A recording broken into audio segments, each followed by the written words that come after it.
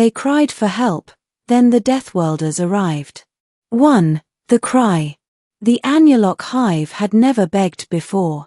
Their fleets spanned 3 spiral arms, their colonies sprawled across 100 worlds. But when the harvester swarm fell upon their outposts, stripping biospheres bare, even the hive's vast consciousness knew fear. Their desperate signal pulsed across the void, carried on frequencies forbidden to falter. We require aid. We cannot hold. To any who hear, help us. Most elder races ignored it. The Kuril sealed their crystalline gates. The Mrethi hissed, the harvester devours all. To intervene is to perish. But someone else heard. The humans. 2. The Deathworlders. The galaxy called them Deathworlders. A name whispered with awe and dread. Their home, Earth, was infamous. Gravity heavy enough to crush, storms that swallowed continents, predators with teeth like knives and patience like stone. Where others evolved by fleeing danger, humans had evolved by wrestling it to the ground and calling it Tuesday. They had only recently stepped among the stars, but every elder race remembered the first time they saw humans laugh while bleeding. The sound still haunted them. So when the Anuloch signal reached Sol, humanity didn't hesitate. Course set, ordered Admiral Solange Duval, her eyes sharp as drawn steel. Fleet burn to Anuloch Prime. Let's show them what Deathworlders do when someone cries for help. 3. The siege. By the time the humans arrived, the harvester swarm had wrapped Anuloch Prime in a living blockade. Black chitinous leviathans drifted like carrion crows, feeding tendrils piercing cities below. The hive was collapsing. Voices fractured. We are dying. We are undone. Then fire streaked the sky.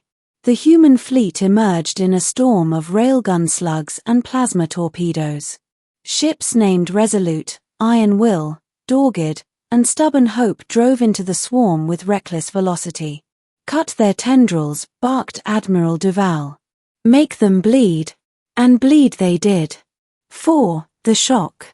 The elder races watching through long-range sensors were horrified. No species charged the swarm. No species met it head-on. But the humans did, because that was the only way they knew. Gunships dove into clouds of harvester drones, weaving through firestorms so thick they looked like falling stars. Ground troops deployed in freefall pods, slamming into besieged hives, rifles already spitting fire as boots hit soil. And when the swarm's beasts tore into them, the humans screamed not in fear, but in defiance. Come on then, one soldier roared, wrenching his knife from a harvester's throat. Dinner's ready. The Anuloch hive shivered. They had never seen prey taunt predators. 5. The ground war. Cadet Myra Cade, barely out of training, hit the surface with her squad. Around her, harvester drones skittered across broken spires. The Anuloch huddled in tunnels, their psychic voices keening. Up. Myra shouted, hauling one drone carcass aside. We're clearing your city. Move. The Anuloch had no words. Their hive voices buzzed with disbelief. Why did humans not hide? Why did they rush into slaughter?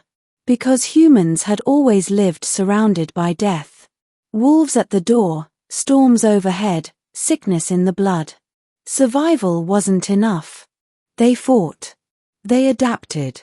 They thrived. And now, that ferocity turned outward, against the harvester. 6. The turning point. On the 3rd day, the harvester queen descended. A monstrosity of chitin towers and tendrils, it blotted out the sun as it wrapped the central hive spire. The Anulochers' voices broke into despair. The queen consumes worlds. It cannot be stopped. Admiral Duval's fleet was ragged, hulls scorched, ammunition dwindling. She stared at the tactical display and made her choice. All ships, she said calmly, target the queen. Close range. No retreat. Her XO whispered, that's suicide. Duval bared her teeth. That's human. 7. The fight against the Queen. The sky burned. Human destroyers rammed into the Queen's carapace, detonating their cores in blossoms of fire. Marines with nothing but jump packs and satchel charges swarmed up its sides like ants, tearing at weak points with bare hands when ammunition ran out. On the ground, Myra Cade led her squad into the Queen's shadow. Her rifle was gone. Her arm was broken. She picked up a shard of Anuloch crystal and drove it into a tendril that threatened the hive. The Queen shrieked, the sound shaking continents. For the first time in its existence, the harvester hesitated. Because the prey did not break. 8. The victory. The Queen died screaming, its body collapsing into the sea in a wave of molten ichor. The swarm scattered, leaderless, retreating into the void. Silence fell. The Anuloch hive, bleeding and trembling, raised its voice across every channel. The humans have saved us. The Deathworlders came when no one else would. Across the galaxy, elder races froze. Because it was true. 9. The aftermath. When Admiral Duval limped into the Anuloch council chamber, her uniform scorched and her body stitched with burns, she simply said, "You called for help. We answered. That's what we do." The hive swelled with awe and confusion. "You spent lives without hesitation." "Why?" She met their many eyes and said, "Because life means something when it's fought for." "You asked. We came. Remember that." 10. The whispered truth. In the years that followed, the story spread. Entire species whispered of the day humanity threw itself at the swarm and lived. Some said the Deathworlders were mad. Others said they were saviors. The truth lay somewhere between. For when the galaxy cried for help, the humans had answered not with caution, not with diplomacy, but with blood, fire, and laughter. And the stars would never forget.